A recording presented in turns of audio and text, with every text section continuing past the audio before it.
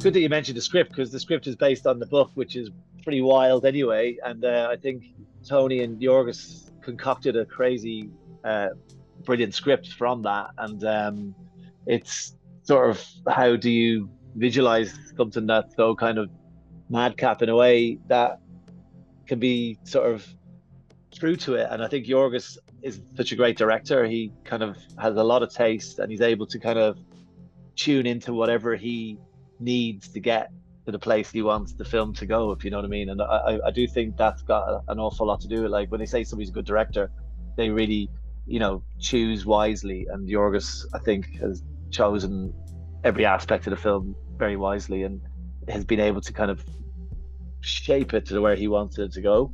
And I feel that, on a lot of levels, the film works because of that. The black and white thing only came in quite late in the day. I think the production designers, we were talking yesterday, and they said that it was 9 days before the shoot that he decided to go black and white for the first half an hour. And I think he had to kind of sell that. I remember having a dinner with him. He said he had to go ring the producers at Searchlight to sort of talk to them about it. And it was like touch and go whether they would let him do it, because obviously black and white films don't necessarily sell so much. But he kind of made it a little bit more palatable by saying, I'll have a color shot at the beginning so that it's a color film, and then we go into black and white. And that's sort of the kind of world of Yorgos in a nutshell, because he'll just throw curveballs like that on a whim. And you just ride with the punches, and you go, oh yeah, cool, let's try that. And I'm a very big fan of that myself. I'm like on record for saying I don't like prep.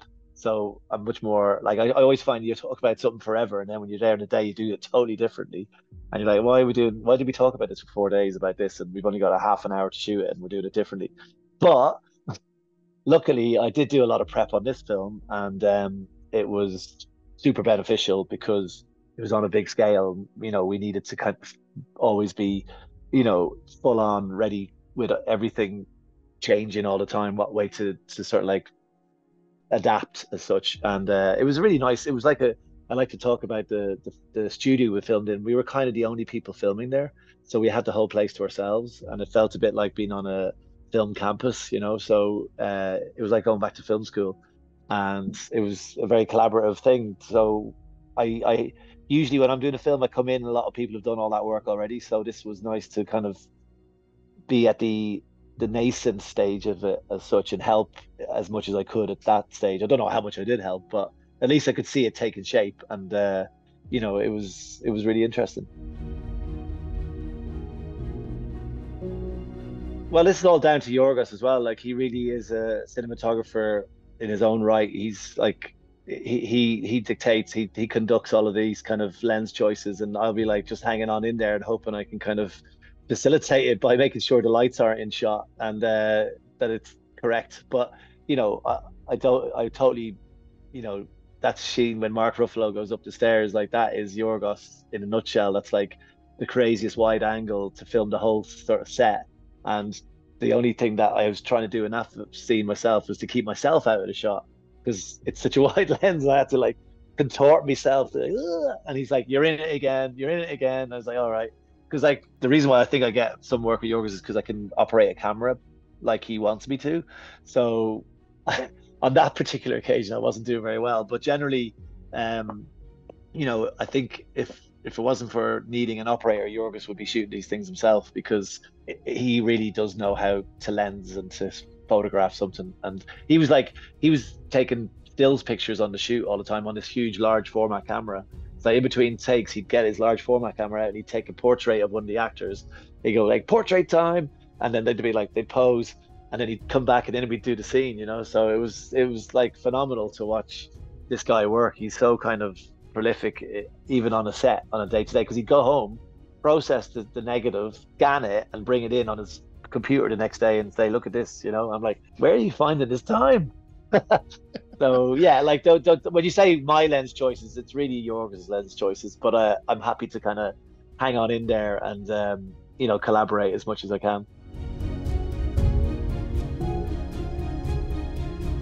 Any scene where it involves sort of intimacy like that is kind of it's difficult. Like what Yorgos tries to do is keep a very quiet set in those kind of scenes, so like it would be just Emily there, Emma Stone, whoever else, and then me, Yorgos, and the Folks Puller and the AD. So that was the crew that would always be on those sets. Everybody else would stay outside, and we had an intimacy advisor who came in called Elle, and she was brilliant at like just calming Downey, those sort of like just making it feel like a working environment, not in any other way except what we were doing. And I felt that was really important. And Emma Stone, should I say, is just so kind of brave an actress that she kind of was.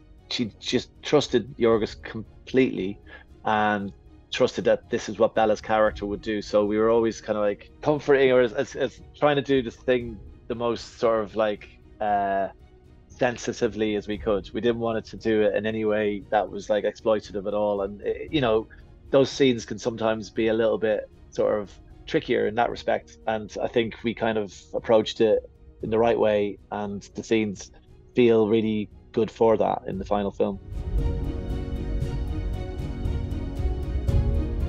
Best day. I don't know what a best day is.